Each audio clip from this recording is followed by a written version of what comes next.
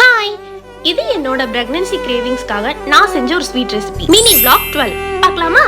நான் first time ப்ரெக்னெண்டாக இருக்கும் போதுமே எனக்கு நிறைய ஸ்வீட் கிரேவிங்ஸ் தான் இருந்துச்சு. இப்போவும் அதே மாதிரி ஸ்வீட் கிரேவிங்ஸ் தான் இருக்குது. அப்போ ரீல்ஸில் கேரளாவோட ஸ்பெஷல் கலந்தப்பம் வந்து எனக்கு சஜஷன் ஆச்சு. சரியே நம்ம இதை செய்யக்கூடாது, ஹெல்த்தியாகவும் இருக்குது அப்படின்னு சொல்லிட்டு தான் நான் செய்ய ஆரம்பிச்சேன். இதுக்கு வந்து ஒரு டம்ளர் பச்சரிசியை 2 hours முன்னாடியே நல்லா கழுவி ஊற வச்சுட்டேன். அது கூட சீரகம், ஏலக்காய், லைட்டாக உப்பு, கொஞ்சம் சாதமும் சேர்த்து மிக்சியில் நல்லா அரைச்சி எடுத்துக்கிட்டேன். நான் இதெல்லாம் செஞ்சுட்டு இருக்கும்போது தேவ் தூங்கிட்டு இருந்தான். ஆனால் உண்மையும் ஒன்று சொல்ல போனால் ஒவ்வொரு அம்மாவுக்கும் மிக்சி போடும்போது குழந்தை எந்திரிச்சிருவாங்களோன்னு படுற பயம், அதை வந்து அந்த உணர்வை வெளியே சொல்லவே முடியாது.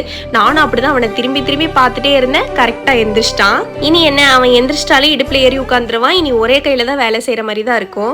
எப்படியும் அவனை வச்சுட்டே நான் மாவு அரைச்சி எடுத்து வச்சுட்டேன். அரிசி எடுத்த கப்லயே 1 கப் வெல்லம் எடுக்க சொல்லியிருந்தாங்க. ஆனா எனக்கு 3/4 கப் தான் வெல்லம் இருந்துச்சு. அதனால கொஞ்சம் நாட்டு சர்க்கரை சேர்த்து 1/2 கப் தண்ணி சேர்த்து நான் வந்து நல்லா அதை கொதிக்க வச்சு எடுத்து வச்சுக்கிட்டேன். வெல்லம் கரைஞ்சா போதும்னு சொன்னாங்க. அதனால ஒரு கொதி வந்ததுமே நான் வடிகட்டி வச்சு அந்த மாவுலேயே ஊத்திட்டேன். சூடாவே ஊத்திட்டு லைட்டா பிஞ்ச் ஆஃப் சோடா உப்பு போட்டு நல்லா கலந்து எடுத்து வச்சுக்கிட்டேன். இன்னும் இவன் கீழே இறங்கவே மாட்டேங்கிறான். இப்ப தேங்காய் வர துருவணும், என்ன பண்றதுனே தெரியல. கீழே இறக்கி விட்டால் ரொம்ப அழுகுறான். கீழே இறக்கி விட்டதுக்கு அவனால முடிஞ்சது ட்ரைபாட உடைச்சதுதான்.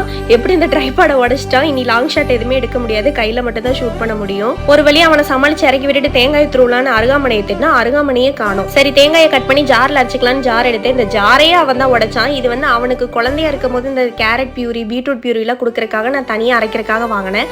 அதை எப்படியோ உடைச்சிட்டான். இப்ப இதை வந்து வெறும் மசாலா மட்டும் அரைக்கிறதுக்காக நான் யூஸ் பண்ணிட்டு இருக்கேன். மிக்சி போடுற சவுண்டுக்கு சாரோட ரியாக்ஷனை பாருங்களேன். அதுக்கப்புறம் குக்கர்ல தேங்காய் எண்ணெய், நெய்யெல்லாம் விட்டுட்டு அரைச்ச தேங்காயும் போட்டு கொஞ்சம் நல்லா ப்ரௌன் ஆகிற வரைக்கும் வறுத்துட்டு அந்த கலக்கி வச்சிருந்த மாவையும் ஊத்திட்டேன்.